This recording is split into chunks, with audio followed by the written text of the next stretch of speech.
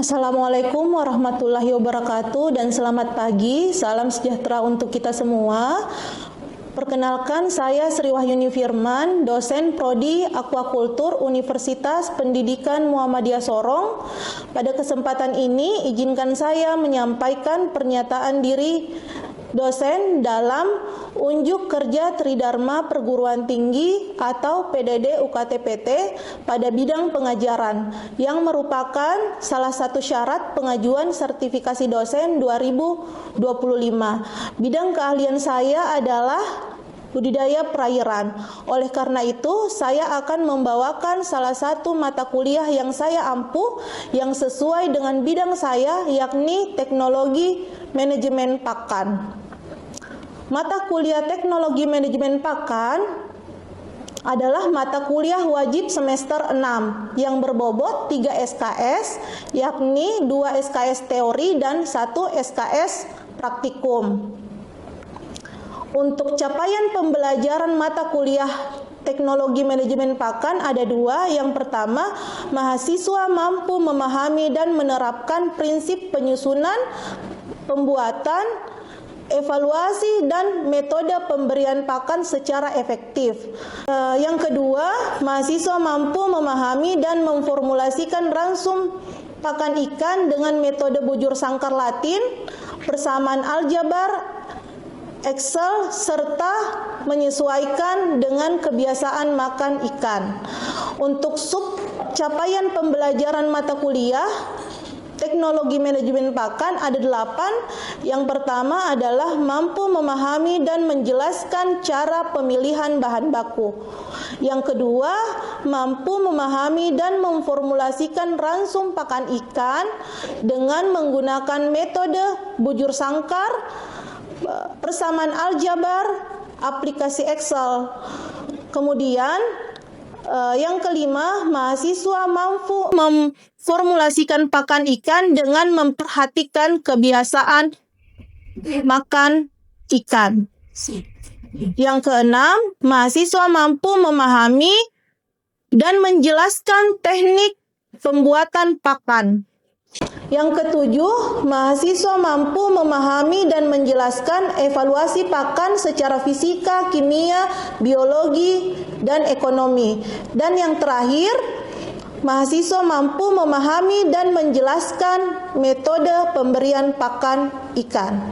Untuk deskripsi mata kuliah teknologi manajemen pakan membahas tentang cara pemilihan bahan baku, cara memformulasikan pakan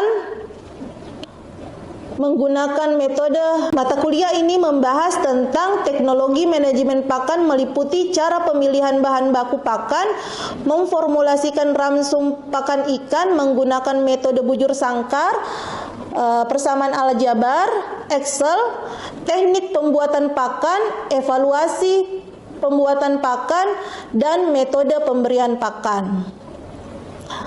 Metode pembelajaran yang saya terapkan adalah direction, interaction, dan assessment.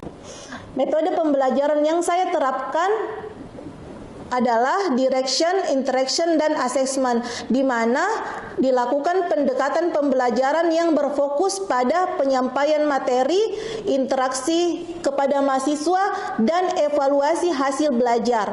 Nah, metode ini menggabungkan elemen-elemen dari pembelajaran langsung atau direct interaction dan pembelajaran interaktif untuk menciptakan pengalaman belajar yang efektif. Baik, berikut video pengajaran saya di kelas. Selamat menyaksikan. Assalamualaikum warahmatullahi wabarakatuh dan selamat pagi. Bagaimana kabarnya semua?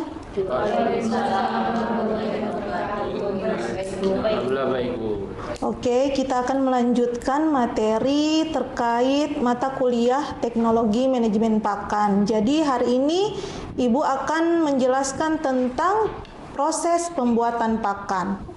Nah, sebelum Ibu masuk ke materi, seperti biasanya kontrak perkuliahan Dan kriteria penilaian untuk mata kuliah Ibu untuk tatap muka 80%, toleransi keterlambatan 15 menit, aktif dalam berdiskusi, tanya jawab, kemudian berpakaian rapi, menggunakan sepatu. Nah, itu salah satu perhitungan untuk kriteria penilaian. Nah, selanjutnya ada kuis, tugas, UTS, dan UAS. Dan terakhir itu praktikum. Nah, untuk capaian pembelajaran mata kuliah itu yang kalian dapatkan nantinya itu kalian mampu memahami dan memformulasikan pakan ikan dengan memperhatikan kebiasaan makan ikan, kemudian menguasai teknik pembuatan pakan ikan, menguasai evaluasi fisika, kimia, biologi, ekonomi, dan metode pemberian pakan. Sebelum Ibu lanjut ke materi proses pembuatan pakan, Ibu mau tanya dulu materi sebelumnya. Ada yang bisa kasih tahu ke Ibu metode formulasi? Silahkan. Untuk metode formulasi pakan itu sendiri ada 3, yaitu metode yang pertama metode persegi, yang kedua aljabar, dan yang ketiga Excel. Oke, sudah betul. Jadi ketika kita memformulasikan pakan ikan, ada 3 yang sudah Ibu jelaskan. Ada metode persegi, kemudian ada aljabar, dan terakhir adalah Excel. Jadi ketika kita sudah mengetahui cara memformulasikan atau menyusun pakan ikan, nah selanjutnya adalah kita tahu kebiasaan makan ikan. Ada yang tahu kebiasaan makannya ikan? Yang dia bersifat karnivor, herbivor, dan omnivor. Oke, jadi ikan yang bersifat karnivor, omnivor, dan herbivor. Kenapa kira-kira itu harus diketahui, Bu? Nah, kita kan akan menyusun formulasi pakan, komposisi nutrisinya. Setiap jenis ikan itu komposisinya berbeda-beda. Misalnya ikan herbivor, ikan omnivor, dan ikan yang karnivor. Oke, nah Ibu kalian lanjut lagi, lihat ke depan. Kira-kira apa yang kalian pikirkan ketika kalian melihat gambar yang pertama lagi mixer kue dan gambar yang kedua? Ada yang apa, Iqbal? Jelas di gambar pertama itu pembuatan kue ya Ibu. Mungkin persamaannya antara pembuatan kue dan pembuatan pakan itu karena harus menentukan formulasinya yang tepat untuk meningkatkan mencampur bahan juga menjadi salah satu. Oke, betul. Jadi proses pembuatan kue dan proses pembuatan pakan itu hampir sama. Ketika kita membuat kue, otomatis kita memerlukan resep.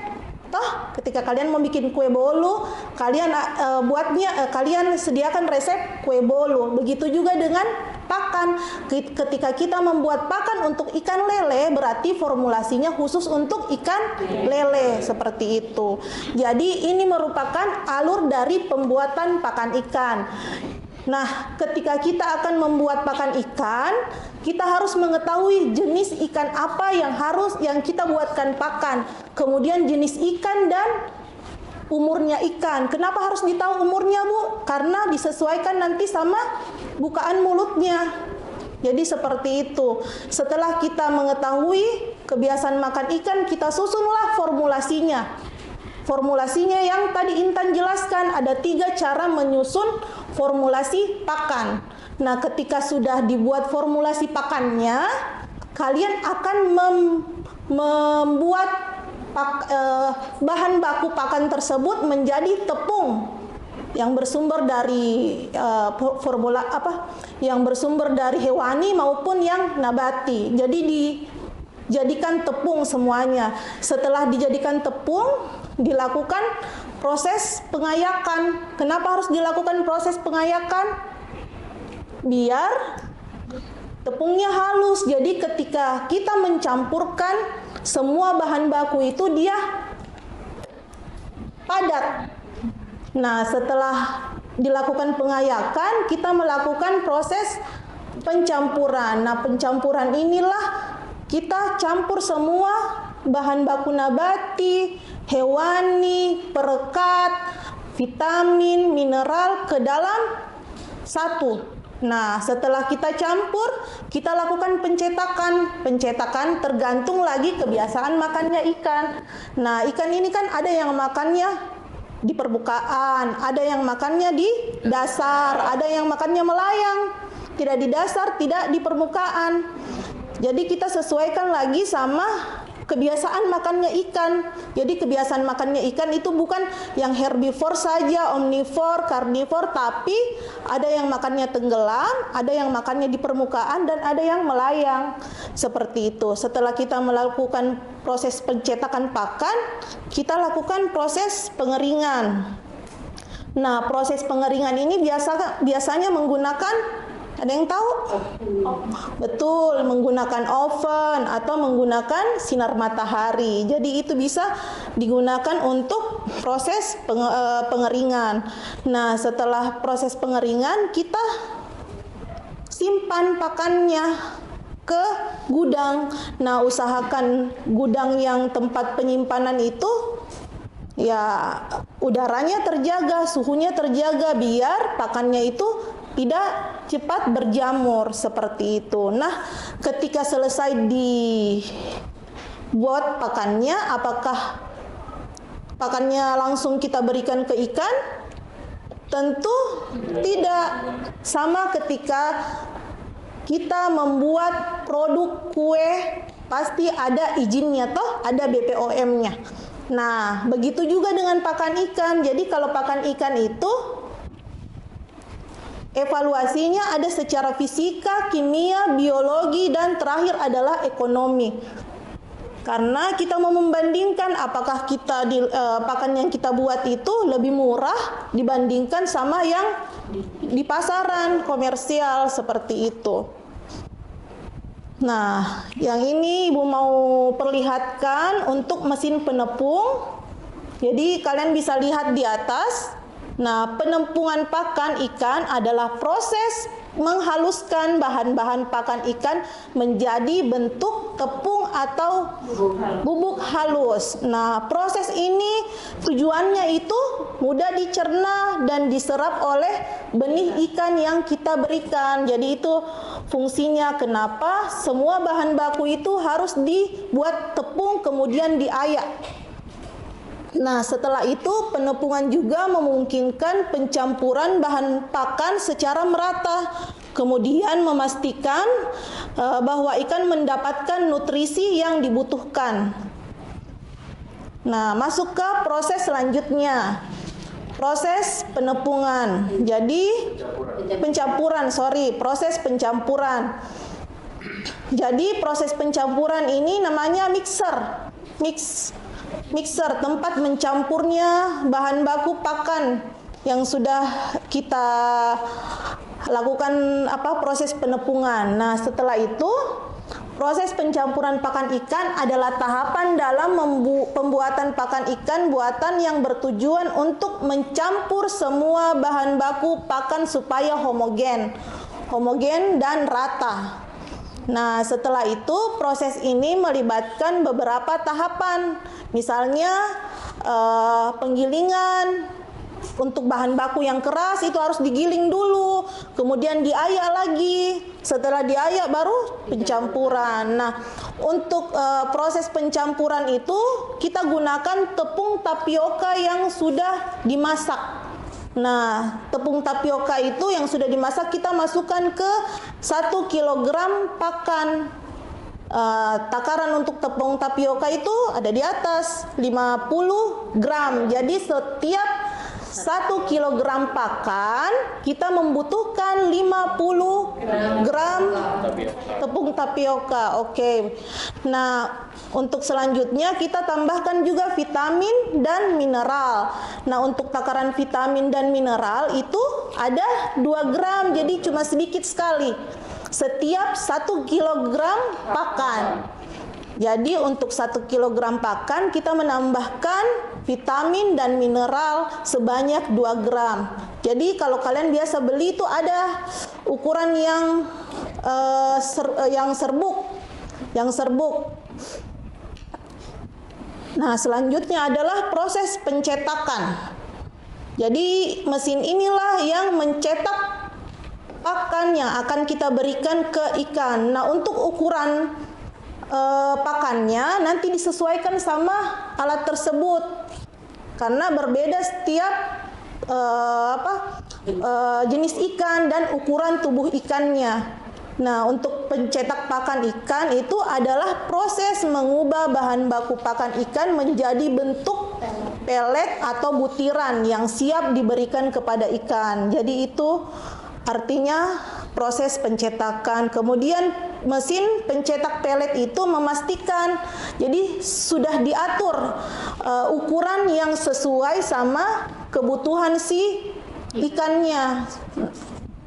Kemudian mesin pencetak pelet itu menyesuaikan kebiasaan makan ikan yang Ibu tadi jelaskan. Ada ikan yang makannya terapung, ada yang kebiasaannya makannya melayang, tidak di atas juga tidak di bawah, dan ada yang makannya di dasar atau menggunakan pakan tenggelam. Nah, selanjutnya adalah proses pengeringan. Nah, untuk proses pengeringan itu pakan yang sudah dicetak kita keringkan menggunakan oven atau sinar matahari. Nah, proses pengeringan pakan ikan itu adalah suatu metode untuk mengurangi kadar air yang ada di dalam pakan ikan. Kenapa kira-kira dikurangi pada kadar airnya, Bu? Biar pakan yang kita buat itu tidak mudah berjamur seperti itu. Nah, pengeringan dapat dilakukan secara alami dengan menggunakan panas matahari atau secara buatan dengan menggunakan alat pengering seperti itu. Nah, selanjutnya adalah proses pengepakan atau proses penyimpanan. Jadi pakan ikan yang sudah dikeringkan harus didinginkan terlebih dahulu. Kenapa harus didinginkan, Bu? Biar uap airnya tidak keluar ketika kita kemas. Nah, ketika ada uap air di dalam wadah, otomatis akan basah kan? Akan basah pakannya. Itulah bisa muncul jamur seperti itu. Nah, setelah itu pelet dijemur itu sekitar 30 sampai 60 menit sebelum kita kemas. Yang tadi Ibu jelaskan untuk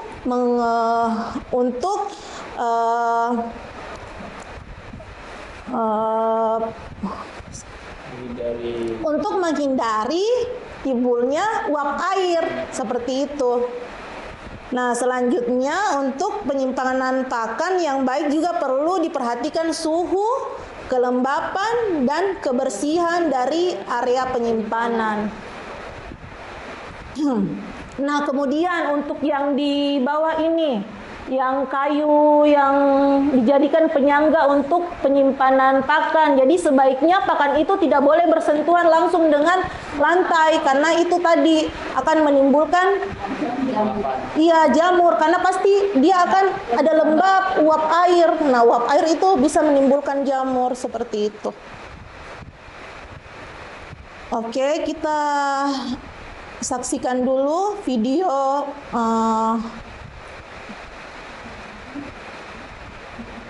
biar kalian bisa melihat secara visual, kalian tidak terbayang lagi.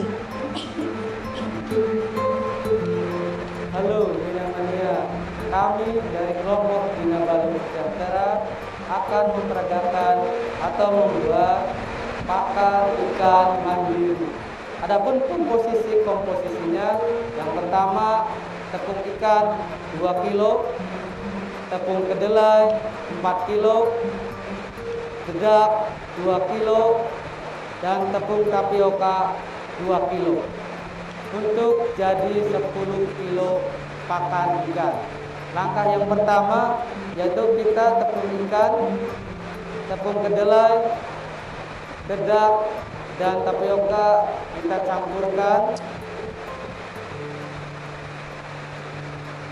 Lalu jadi semua bahan baku di sini dicampurkan, tepung tapioka, tepung ikan sesuai sama takaran. Nah, kemudian ditambahkan air. Selanjutnya Tapi airnya yaitu tidak bisa terlalu setelah banyak proses karena kalau terlalu banyak merata, pakannya itu akan dengan ciri-ciri mengandung banyak bila air, akan padat. diremas akan menggumpal sedikit tapi tidak terlalu menggumpal. Nanti setelah menggumpal baru kita pindah ke Nah, alat kemudian pencetak setelah gas. dilakukan mixing, pertama-tama dicampur, nyalakan kemudian dulu ini minyak. alat untuk pembuatan pakan atau pencetakannya. Jadi di mesin inilah Lalu kita pakan itu masukkan dicetak. sedikit-sedikit. Nanti kita lihat hasilnya. Apabila hasil dari cetakan kurang bagus, kita setel kembali di pisaunya.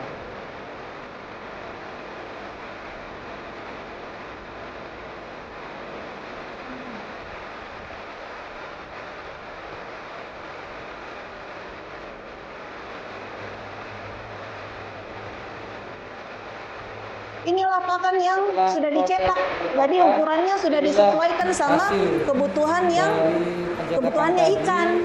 Bentuknya bulat-bulat. Ini sifat pelet tenggelam. Bila mana pakan tidak jadi, yaitu bentuknya serbuk, tidak bulat-bulat atau beranu. Dengan pakan ikan mandiri dengan protein 30%, serat sekitar Proteinnya 30%, seratnya 15%, abunya 20%. Jadi ketika kita membuat pakan, kita harus mengevaluasi pakan yang kita buat. Nah, ada yang namanya pengujian kimia. Pengujian kimia itu yang analisa proksimat. Nah, analisa proksimat itu kita melihat kesesuaian antara formulasi yang kita buat sama pakan yang kita hasilkan. Oke. Jadi itu tadi ya video singkat dari proses pembuatan pakan. Sampai sini ada yang mau bertanya? Apa? Dewi silahkan. Ibu izin bertanya, kenapa dalam pembuatan pakan itu kalau untuk pembuatan pakannya harus protein? Kenapa tidak karbohidrat, lemak atau komponen yang lain? Oke, jadi pertanyaannya Dewi bagus ya. Pertanyaannya Dewi tadi, kenapa Bu yang diperhitungkan ketika kita membuat pakan itu protein saja? Kenapa bukan karbohidrat, lemak, sedangkan karbohidrat dan lemak kan masuk juga makronutrisi. Kebutuhan yang dibutuhkan lebih banyak. Kira-kira ada yang tahu? Ada yang bisa jawab? Nah, kalau misalnya kita memberikan kadar protein yang diperhitungkan dalam pembuatan pakan itu karena ketika kita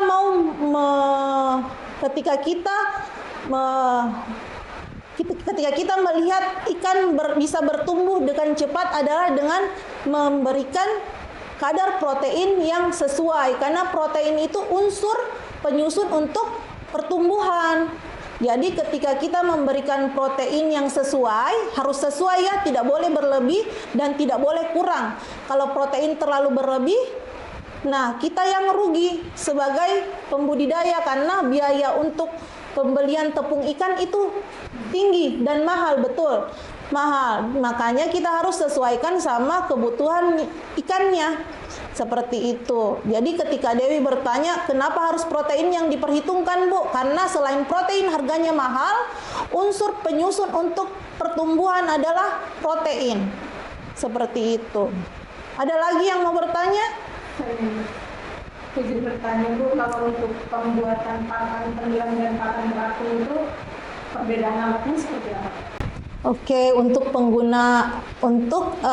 mesin pembuat pakan tenggelam dan pakan terapung itu bedanya. Kalau pakan tenggelam itu kita tidak memberikan suhu tinggi ke pakannya karena suhu tinggi ini akan membuat pakan itu kering. Nah, ketika kering dia akan terapung. Jadi itu aja bedanya. Ketika pakan tenggelam itu kita tidak memberikan suhu tinggi. Dan pakan terapung itu kita memberikan suhu tinggi untuk mengurangi kadar airnya. Nah, kurangnya kadar air ini akan membuat si pakan itu terapung seperti itu. Ada lagi yang mau bertanya? Kalau tidak ada yang bertanya, Ibu minta satu orang untuk menyimpulkan perkuliahan hari ini. Ada yang bersedia? Di sini Bu, saya bersedia. Dalam pembuatan pakan ikan itu melibatkan 5 tahap utama, yaitu pengenempungan, pencampuran, pencetakan, pengeringan, dan pengemasan. Nah, setiap tahap ini itu berperan penting dalam menghasilkan pakan yang berkualitas, bernutrisi seimbang, tahan lama, serta sesuai dengan kebutuhan ikan. Nah, proses yang tepat juga dapat mendukung proses budidaya ikan, serta meningkatkan pertumbuhan dan juga kesehatan ikan yang dibudidayakan. Itu saja sih. Oke, terima kasih Iqbal sudah menyimpulkan materi perkuliahan hari ini. Baik, sebelum Ibu tutup, Ibu mau melakukan evaluasi pembelajaran. Jadi kalian silahkan buka grup. Ibu sudah kirim link untuk soal evaluasi hari ini. Silahkan dibuka. Kemudian kalian kerjakan. Ibu kasih waktu sekitar 3 menit. Karena soalnya yang Ibu berikan hanya 2, jadi waktu yang Ibu berikan juga 3 menit.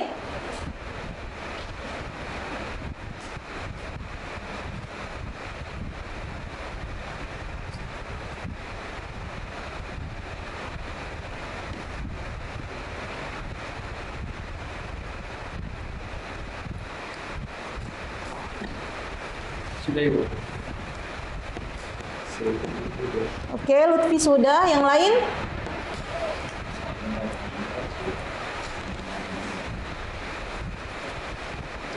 Soalnya gampang kan?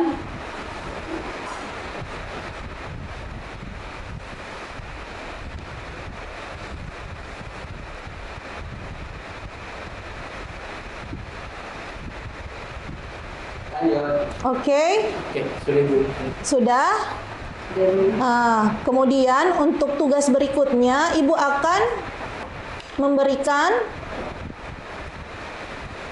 review jurnal. Jadi kalian silahkan mereview jurnal tentang pakan udang. Jadi kalian cari ya tugas di Google, cari literatur di Google, review, kemudian direview. Setelah itu kalian kumpulkan ke link yang sudah Ibu bagikan ke grup. Jadi pengumpulan tugasnya itu paling lambat 15/2025. Oke. Jadi itu saja yang bisa Ibu sampaikan pada perkuliahan hari ini. Terima kasih atas kehadirannya teman-teman. Terima kasih juga yang sudah bertanya, kemudian menyimpulkan.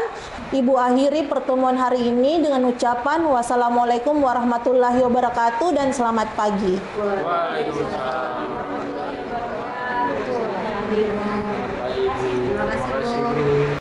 Itulah tadi video pembelajaran yang saya bawakan. Terima kasih telah menyimak. Wassalamualaikum warahmatullahi wabarakatuh dan selamat pagi. Oke.